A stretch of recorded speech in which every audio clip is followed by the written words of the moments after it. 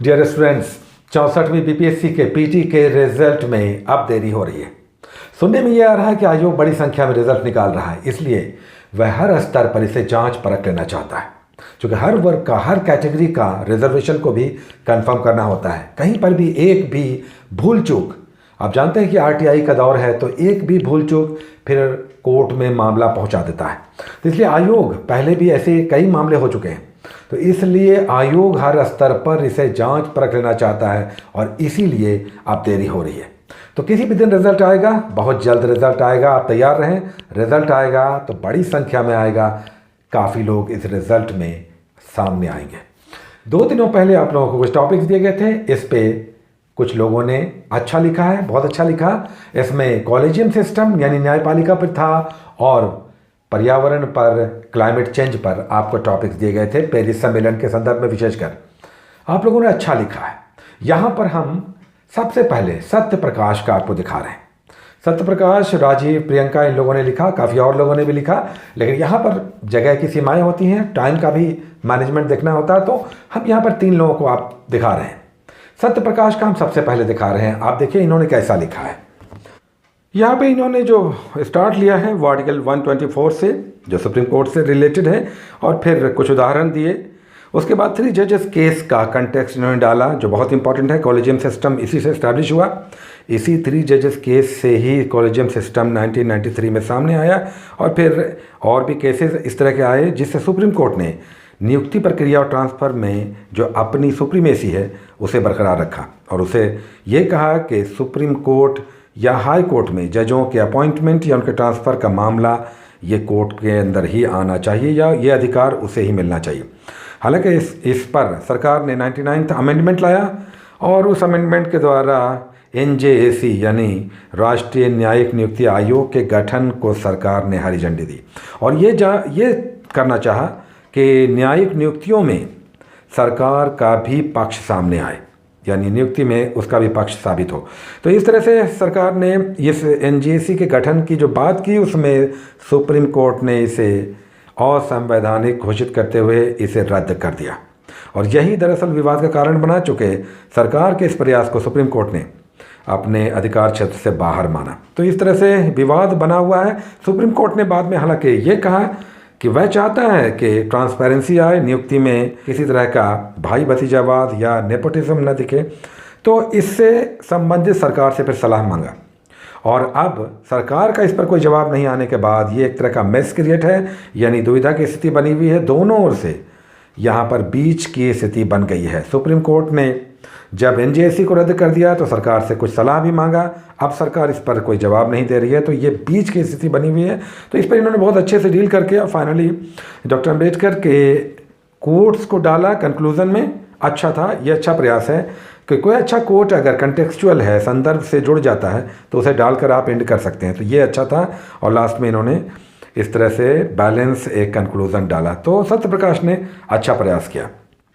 अच्छा, आप लोगों ने जो, ज़्यादातर लोगों ने ये जो NJAC पर आपने लिखा और कॉलेजियम सिस्टम पे, इसमें विवाद का जो मुद्दा है कॉलेजियम सिस्टम पर विशेषकर, उसमें आप लोगों ने जस्टिस दिनाकरन, जस्टिस कर्णन, इन लोगों की चर्चाएं नहीं की, क्योंकि ये बड़ा महत्वपूर्ण पक्ष है। जस्टिस दिनाकरन और कर्णन के मामले जो न्यायपालिका में भ्रष्टाचार के मामले उजागर करता है, इसके उदाहरण हैं, तो ये भी आने चाहिए। उसके बाद देखिए यहाँ पर प्रियंका ने क्लाइमेट चेंज पर लिखा, अच्छा प्रयास है। इन्होंने फैक्ट्स को डाला, चाहे वर्ल्ड समिट हो, क्योटो प्रोटोकॉल हो, या फिर कोप के कॉन्फ्रेंसेस हो, तो इन्होंने सारे फैक्ट्स को 1 by 1 डाला। पेरिस क्लाइमेट चेंज पर समिट जो हुआ, उस पर भी जो तथ्य निकल कर आए, और फिर ये बताया कि किस तरह से कार्बन क्रेडिट और कार्बन टैक्स, इसका संदर्भ भी इन्होंने डाला। ये हमें अच्छा लगा कि इन्होंने कार्बन क्रेडिट और कार्बन टैक्स का भी संदर्भ डाला कि किस तरह से वैसे देश जो उत्सर्जन, इमिशन, ग्रीन हाउस गैसेस का लार्ज स्केल पे कर रहे हैं, उन पर टैक्स लगना चाहिए। भारत का भी इन्होंने पक्ष रखा कि भारत किस तरह से 2030 तक अपने इमिशन को कम से कम रखने पर प्रतिबद्ध है। तो इन्होंने भी अच्छा लिखा। हम कहेंगे कि लास्ट में इन्होंने कंक्लूज़न नहीं दिया, अगर नहीं है तो कोई बात नहीं है, कंक्लूज़न कोई कंपलसरी नहीं है, लेकिन कंक्लूज़न 3-4 लाइन का अच्छा होता है। इसमें आम तौर पर हम ये बातें डालते हैं कि हमने क्या लिखा कंक्लूज़न में। उसके बाद सुमित ने यहाँ पर क्लाइमेट चेंज पर बहुत अच्छा लिखा। हम कहेंगे कि ये पहला पैरा जो है ये कुछ ज़्यादा बड़ा है, ये थोड़ा सा छोटा या तो किया जाए, इसे बेटर है कि इसे 4-5 लाइन के अंदर करके समेटा जाए। बाकी उसके बाद के पैराग्राफ इनके बहुत शानदार हैं, इन्होंने बहुत अच्छा लिखा और सारा यूएनएफसीसी का जो क्लाइमेट पर कन्वेंशन है उससे भी डील किया और बताया कि किस तरह से स्टॉकहोम से लेकर अर्थ समिट और फिर लास्ट में कोप से लेकर इसके सारे कॉन्फ्रेंसेस किस तरह से हुए और क्या क्या पैरामीटर्स तय किए गए, और इसमें एग्रीमेंट में क्या बताया गया कि कितना डिग्री टेम्परेचर हमें दरअसल इंडस्ट्रियल एरा से के सापेक्ष रखना चाहिए। तो इन्होंने कोप का ग्रेजुअली जो सारे कोप हुए, कोप 21 से लेकर 24 तक, इसका भी फैक्ट्स डाला। उसके बाद पेरिस एग्रीमेंट को इन्होंने बहुत अच्छे से डील किया और बताया कि पेरिस एग्रीमेंट में दरअसल क्या है।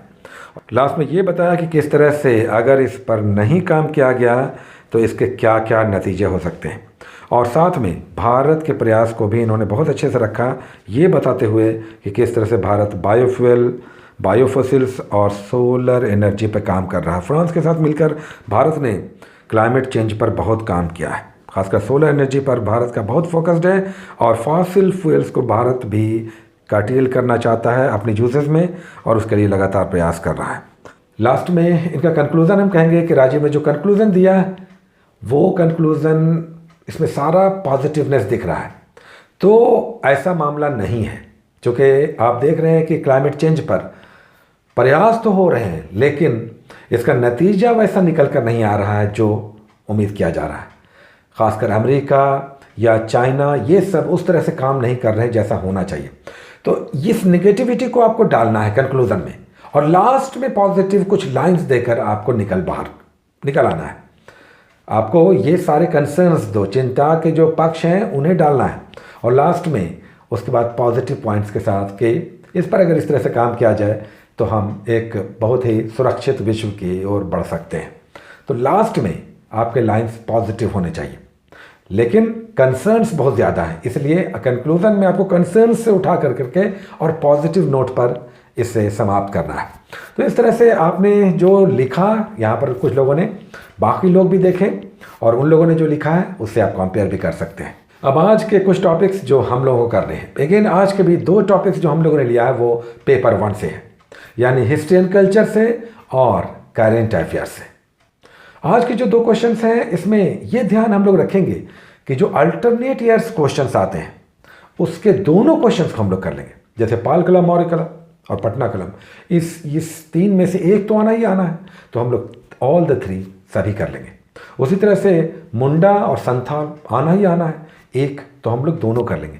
तो इसलिए आज जो हम लोग हिस्ट्री एंड कल्चर से टॉपिक ले रहे हैं वो संथाल विद्रोह, संथाल रिवोल्ट हम लोग ले रहे हैं। संथाल विद्रोह, इसका क्वेश्चन इस तरह से बनेगा कि संथाल विद्रोह औपनिवेशिक शासन के विरुद्ध पहला सशक्त विद्रोह था, यानी ऐसा पहला मूवमेंट था जो अंग्रेजी शासन के विरुद्ध सबसे पावरफुल था, सशक्त था और सशस्त्र था। इसमें आर्म्स के साथ पहली बार बड़ी संख्या में जो जनता है, आम जनता है, वो जुड़ी। तो 1855-56 का ये संथाल विद्रोह आपको अच्छे से लिखना है। और दूसरा क्वेश्चन जो उधर आपका करंट से बन रहा है वो भी बर्निंग टॉपिक है। हम लोग सोशल मीडिया से बहुत ज़्यादा जुड़ गए हैं, बच्चे, बूढ़े, जवान, सभी वर्ग। तो इस पर आज क्वेश्चन है सोशल मीडिया पर। क्वेश्चन है कि भारतीय समाज और संस्कृति पर सोशल मीडिया के बढ़ते प्रभाव पर आलोचनात्मक टिप्पणी करें। ये आपको लिखना है। तो क्वेश्चन आपका बन गया कि किस तरह से सोशल मीडिया हमारे समाज और संस्कृति को प्रभावित कर रहा, आलोचनात्मक ढंग से। इसके बिना हम रह नहीं सकते, लेकिन यह हमें किस तरह से अफेक्टेड कर रहा है। कहीं मामलों में तो लोग आत्महत्या भी कर रहे हैं, कहीं पर भीड़ आक्रमण कर रही है, कहीं पर किसी भी देश के डेटा को चुरा लिया जा रहा है, आपके प्राइवेट लाइफ पर चोरी चुप के आक्रमण हो रहा है। तो ये सब सोशल मीडिया के बहुत सारे ऐसे मामले आ रहे हैं, तलाक के मामले बढ़ रहे हैं। तो ये सब आप डिटेल से आप लिखेंगे। सोशल मीडिया पर आपका क्वेश्चन बन गया। तो आज के ये 2 क्वेश्चंस के साथ आपको अब 2 नहीं 3 दिन टाइम मिलेगा। 2 दिनों के बाद नहीं, 3 दिनों के बाद हम लोग नेक्स्ट इसी मैटर पे डिस्कस करेंगे और 2 नए क्वेश्चंस लेकर आएंगे। हो सकता है कि इस दौरान आपके रिजल्ट्स भी आ जाए। Take care.